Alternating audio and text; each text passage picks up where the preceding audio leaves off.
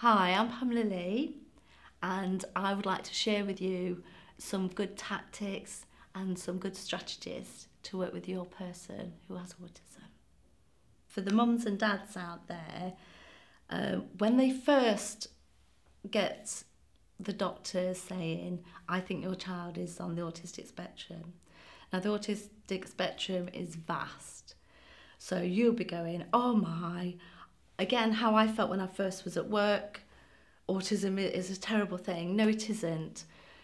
They're who they are first, then they've got autism.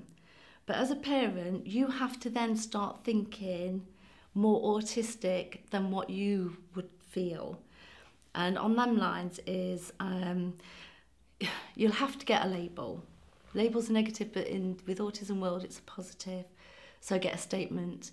If they're a nightmare, they get wads of paper. But trust me, there's people out there, even I can help. If you get an idea and you're stuck, if I can't help you, I know somebody who can, and therefore I will retrieve that information and give it to you. You'll have a lot to do with the education psychologist. You'll have a lot to do with GPs.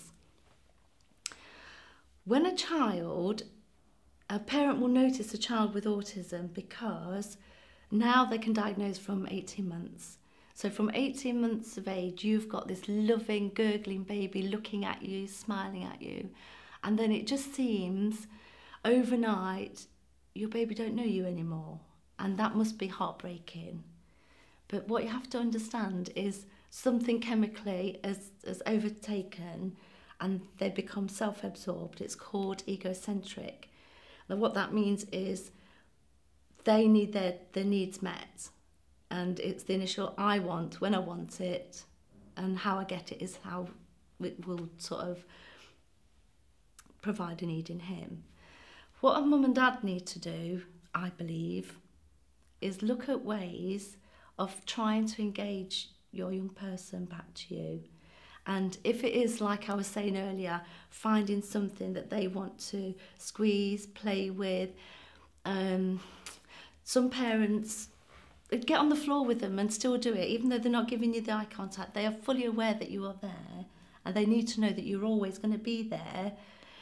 And some parents will say, all he wants to do, or all she wants to do, is just line up cards or cars, or they want to keep doing the same domino position or the Lego, which is fine. And why they do that is because their sensory is overpowering. So say you're in a family environment, mum's making a drink, so it's the clatter of the spoon, dad's reading a paper and he's rustling the paper, and you might think, well, they're just ordinary sounds, but sometimes for a child with autism, they are overpowering, and he has to, at some point, block them out. So he gives himself order by ordering, because he can actually put in order, and he knows it's going to be the red, the blue and the green. The red, the blue and the green. The red, the blue and the green. I'm going to keep saying it like that because that's how he's thinking. So mum's stirring the cup, it doesn't matter because I've got red, yellow, blue, green. I've just changed the order because I'm not autistic, but hey. And then the rustle of the paper, it vanishes. So don't take that away. If you start taking that away as a parent, thinking, I don't want him standing there or sitting there doing that for hours, he's doing that for a reason. Again, that's the effect of the cause, and the cause is what I've said. It could be sensory, sounds. If you take it away too quickly, you will actually encourage him to find another obsession, and the other one could be worse than what you've taken off him. So you can limit it, and I always say to a parent, limit what he or she's doing. So if you want to go out shopping and he won't put his coat on, you use his carrot by, you can line up these cars or you can play with your Lego, but we need to put your coat on, we need to go shopping. But always bear in mind, you can have that after. Because it's like us, if you know you can't have something, you just crave it and that's what you want, and you will play up and you will kick off. When a child won't sleep, or if the potty training can be a nightmare and there's lots of dietary needs, you have to think about, again, you have to become the autistic think about. And I know some parents go online and they try and say, oh, I've heard that gluten-free, that's why he's constipated, I've got to go through all these. Just watch your child. Now, if he only likes yogurts, fine, it's not going to kill him, but yes, you want him to have other foods. But try him with other foods, but then his yogurt is what he can have after. But you need to try this. And it's a bit being firm but fair, and you're training them in a sense to please try something new. They're really good at maps and directions, and they've got an extremely good memory of where they've been.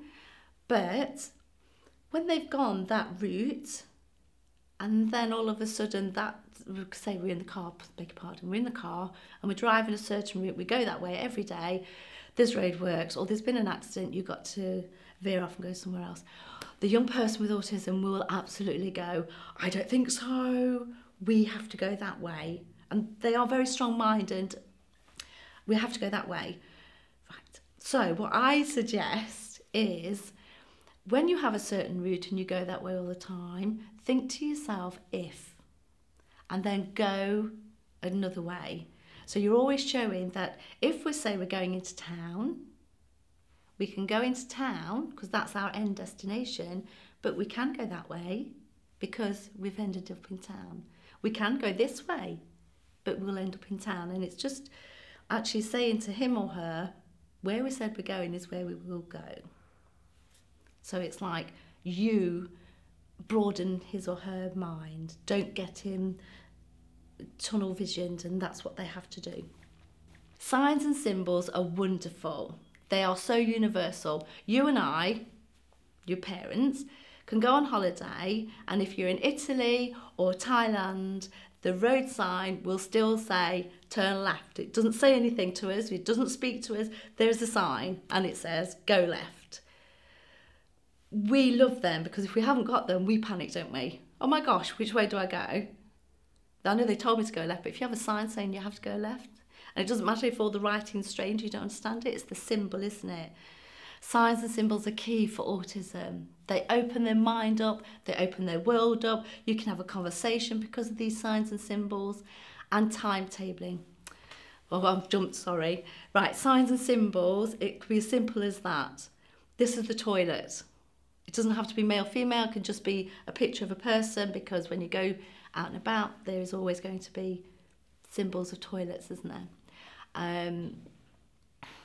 Traffic lights are always, I can't remember the system now, it's red, amber, green, always. Use that system yourself as well, because if you say, when it's on stop, that's when we stop, doing any activity. But then when it goes amber, we're getting ready to go, and vice versa, and then go green, we can go. Use a lot of them strategies.